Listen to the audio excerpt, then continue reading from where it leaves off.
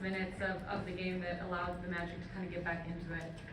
I think we just, got sloppy, got comfortable. Like I was saying, I was preaching, after the game, like we gotta grow up, start on me, just what we're playing for. These type of games show we're not playing to win and, get to the playoffs and try to make noise. So, we gotta grow up and we gotta, like you said, it's okay to learn from a win, even losses, but you rather learn from a win than a loss, I feel like. So, like I said, we got sloppy and comfortable and almost lost the game.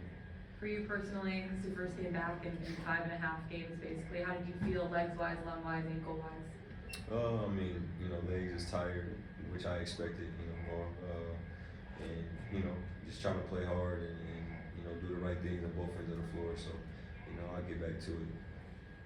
DJ, is there maybe a little bit of concern in the locker room as far as where you guys are in terms of settling on your identity and being where you are at 31 games in?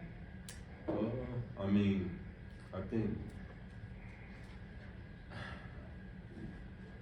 we're trying to do it together. I feel like, and one thing about the NBA, it's not easy. A lot of people forget that. A lot of people forget that. Every team's in the NBA for a reason. All these players in the NBA for a reason. So when you drop games to younger teams or games they say you're not supposed to lose, I feel like that's just a knock to the league. Because for me, I respect every opponent, every player, each and every night. And as far as us, I think we're just trying to figure out that identity, who we are. You got a bunch of guys in the lineup, out the lineup. Guys having to step up and play, they're not playing because guys are coming back. So, it's kind of hard to build that chemistry and that identity like that. So I think the main goal is to get healthy. And as we get healthy, I feel like, like I said, growing up and not having situations like this fourth quarter because we had multiple in the season. So I feel like we'll get there, but it starts with our health.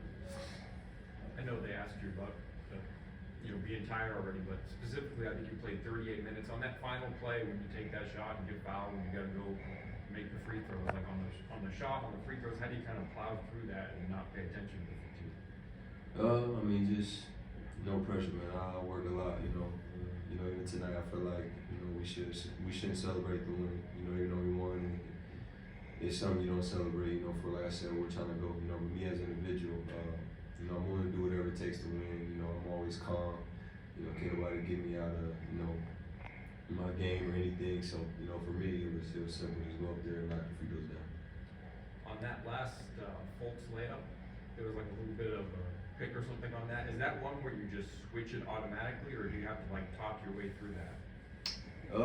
That's just executing the game plan. Before the timeout, we was told what we got to do, from our coaches who we trust, and we didn't execute it. Should have been Reds, we didn't. He got a layup, and that's that. You talked about talking to the guys after the game. You're roughly 30 games in. Is your voice of leadership becoming a little bit more comfortable for you as you new team, new players, and everything that's concerned? I feel like, I'm not a cocky guy, I'm a real humble guy, and confident person, on and off the floor. And I just feel like, when I walked in the first day I got here, I showed that leadership not only with words, but, me getting here way before I was supposed to report here, when Open Gym started, there was a bunch of young guys in here, and, just stuff like that, being around, doing events and stuff with the team and being around the team. And, it starts with that. It's not always basketball, how I'm gonna tell you to go get more shots up if I ain't getting shots up, so it starts with that type of stuff. And, the locker room stuff, you just chill, it's time to go. Thank you. Yeah.